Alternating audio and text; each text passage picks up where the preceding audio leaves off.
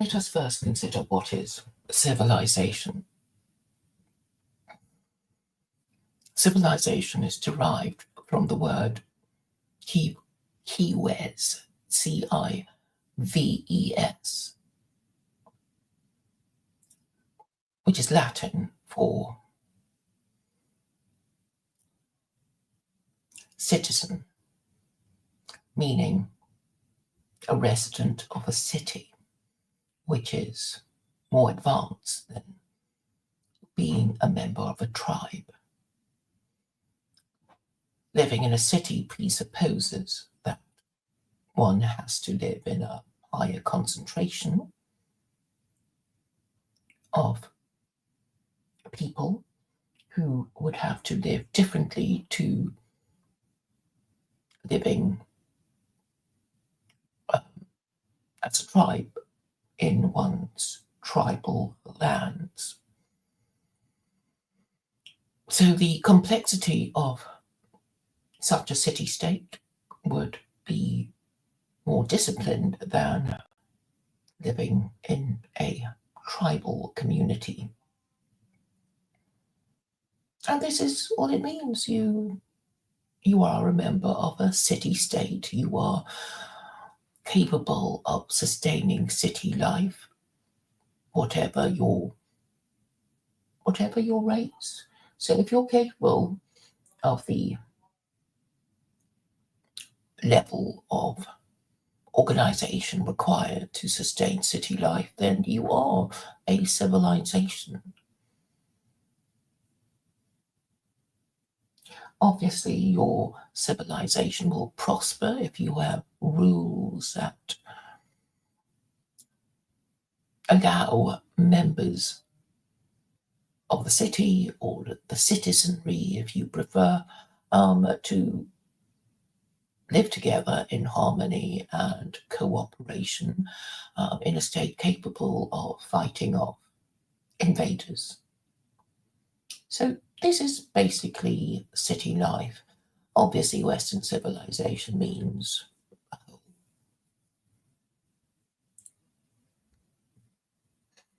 a whole chain of cities. I guess in the olden days that we would think of London, Paris, New York, Rome, that sort of idea. That would give you an idea of European civilization. And then I guess you can talk about American civilization in the sense that it is Washington that rules the West, which is a global empire, of which there have been three: the Spanish Empire, the British Empire, and the American Empire. They're called the global empires because they are empires on which the sun never sets. And this concept was first used by the Spanish and then the British. The Americans officially do not call themselves an empire, but the way they behave suggests that they are.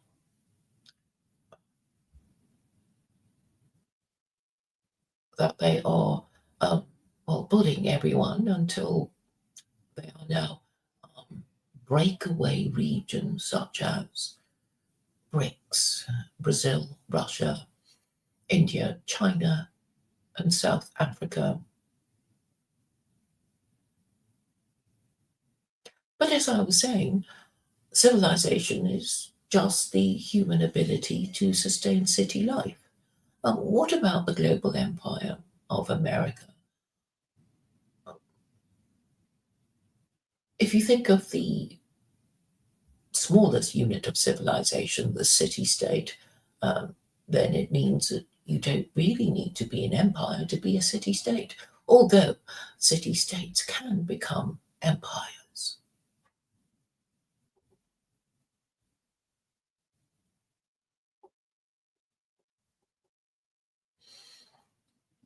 So this means that irrespective of race, The fact that you have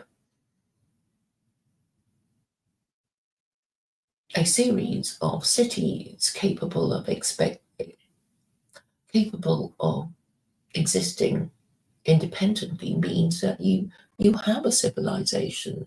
I suppose you would have to call any great civilization an empire, and then we would have to examine uh, the politics and the religion of this empire, and then it becomes very simple.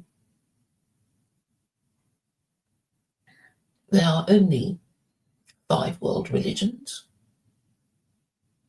As I keep saying, the two Eastern religions can be safely ignored, leaving only three Abrahamic religions. We can dismiss Judaism because most of us are not Jews. So it's a straight contest between Christianity and Islam, and I think we already know who's going to win. And for those who continue to root for Christianity, I suspect they do so because they are actually ignorant of the burnt and bloody history of Christianity. And they have also failed to recognize that Christianity is an anachronism because absolute monarchy is now extinct in the West. So there's no need now to use Christianity to defend the divine right of absolute monarchs to rule. So Christianity is redundant, and the sooner Westerners acknowledge this fact, helped by a professional historian of whom I am not a member, then Westerners can get on with their life of submitting to truth, logic, and morality. I really do not think what I'm saying is particularly difficult to understand, but I know there are many, many, many people who are heavily invested in pretending not to understand what I'm saying. Presumably, they wish to remain in denial because they wish to ignore their moral imperative. What is the moral imperative? It is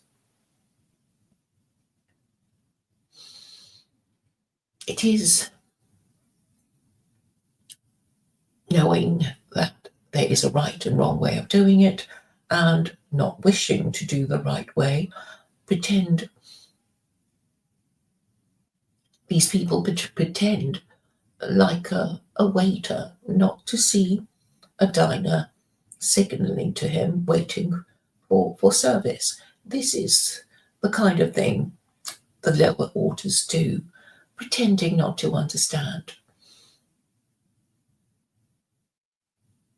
And so we are at a very, very low state of morality, which has now rotted the ability of Westerners to understand simple propositions because they are heavily invested in continuing to marinate in their degenerate matriarchy, hoping to drown in it before too long. This is presumably what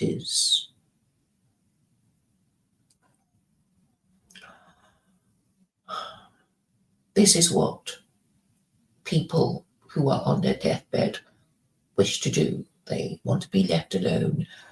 They don't want to be given news or new ideas, solutions. They just wish to be left in peace to die. And this is where we are now. And I already know that the West is an aging and shrinking society suffering from dementia and amnesia. So, what hope is there? Well, the hope is that there is some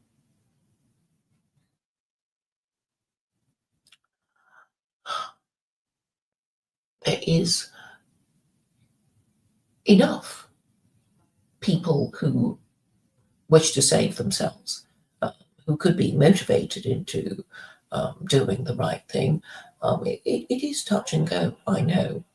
But the fact is, there are many non-whites already in the West, and they presumably have more of a survival instinct than those white ones who wish to rot on their deathbeds and fade away.